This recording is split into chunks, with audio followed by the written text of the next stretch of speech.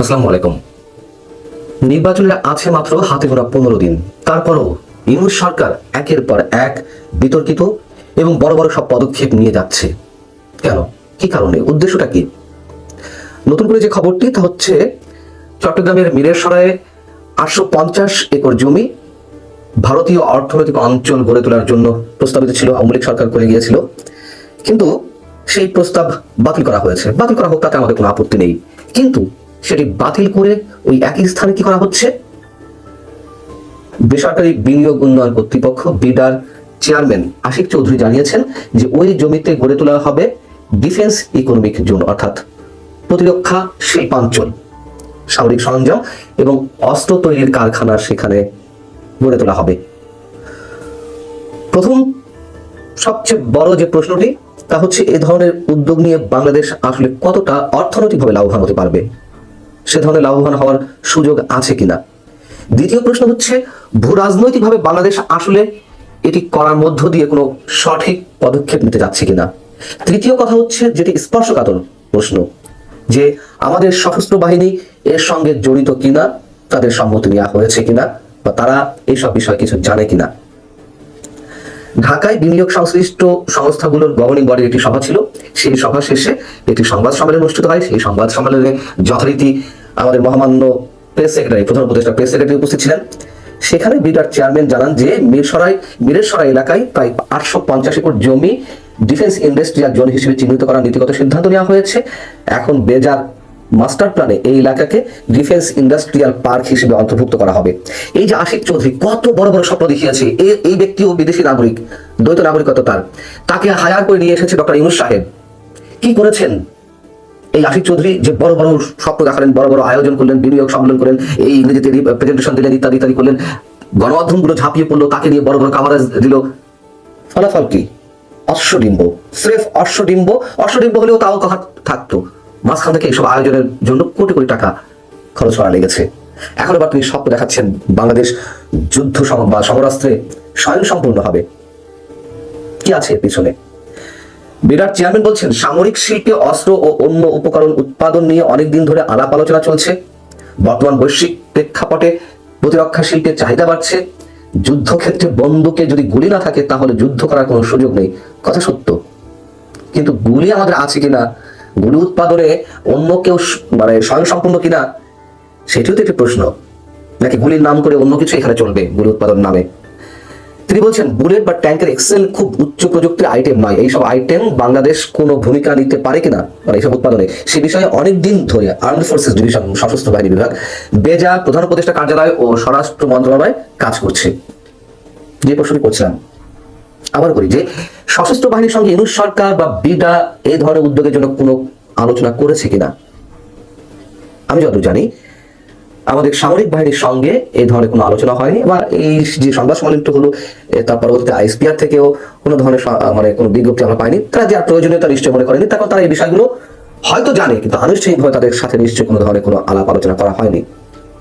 এর আগে বিডার এই চেয়ারম্যান মিস্টার আশিক চৌধুরী তিনি তুরস্কে গিয়েছিলেন সামরিক সমরাস্ত্র কারখানা পরিদর্শন করতে, এবং তখনও আমি আপনাদের সাথে শেয়ার করেছিলাম যে এত বড় কোনো সিদ্ধান্ত নিতে যাচ্ছে, যুদ্ধাস্ত্র সমরাস্ত্র কেনা হবে, তুরস্কের বড় বড় সামরিক অস্ত্র কারখানা তিনি পরিদর্শনে গেছেন, তার সাথে সামরিক বাহিনীর প্রতিনিধি কোথায়, কোত্থেকে কি হচ্ছে, আমরা তো কিছুই জানতে পারছি না। একটু একটু করে আওয়াজ দেওয়ার চেষ্টা করছি যাতে পরবর্তীতে বলতে না পারে, আমরা তো এটি জানিয়েছিলাম। এ ধরনের স্পর্শকাতর এবং গুরুত্বপূর্ণ সিদ্ধান্ত সামরিক বাহিনীর সম্মতি ছাড়াই কেন একের পর এক এ ধরনের সিদ্ধান্ত নেওয়া হচ্ছে? আমি যেটুকু জানি, যে ধরনের যুদ্ধ সরঞ্জামের কথা বিডার চেয়ারম্যান বলছেন যা উৎপাদন করা প্রয়োজন, তা বাংলাদেশ অর্ডিন্যান্স ফ্যাক্টরি সশস্ত্র বাহিনী নিয়ন্ত্রিত, সেখানে এগুলো উৎপাদন করা সম্ভব যদি কিনা কাঁচামাল পাওয়া যায়। কাঁচামালটাই বড় বিষয়। আর বিডার চেয়ারম্যান বড় বড় কথা বলছেন, গুলি যদি না থাকে তাহলে বন্দুক ব্যবহার করবো কিভাবে এই যুদ্ধ বিগ্রহের পৃথিবীতে।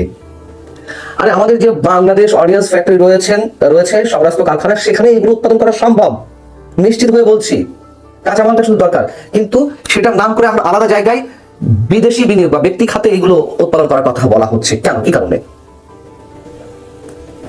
দেশের অন্যান্য খাতে কোনো উৎপাদন নেই, উৎপাদন বাড়ছে না, নতুন নতুন শিল্প কলকারখানা গড়ে উঠছে না, মানুষের বেকারত্ব বাড়ছে, অর্থনৈতিকভাবে কোণঠাসা যে রাষ্ট্রটি পাকিস্তান এখন এই সরকারের যে একেবারে মানে জানের জান দোস্তি যার সাথে, সেই পাকিস্তানের অর্থনৈতিক মেরুদণ্ডটা একেবারে ভেঙে গেছে, মূল্যস্ফীতি আকাশচম্বী, মানুষ খেতে পারছে না, চাকরি বাকরি নেই, জঙ্গিবাদের উৎপাদন একের পর এক। সেখানে তো তারা পারমাণবিক অস্ত্র তৈরি করেছে, যে উচ্চাভিলাষের সাথে আমরা তাদের দেখেছি, তা করে সেই দেশ কতখানি এগিয়েছে। আমাদের এই দেশ এগিয়ে যাওয়ার জন্য কি করা প্রয়োজন?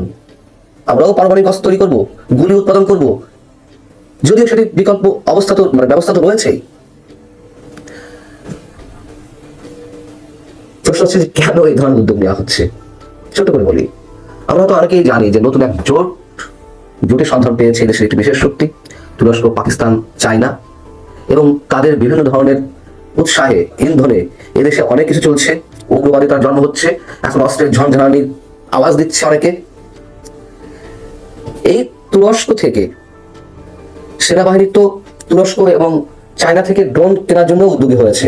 ড্রোনটা দরকার, সেনাবাহিনীর মধ্যে কোনো লুকোচুরি নেই, তারা সেটি জানিয়েছেও।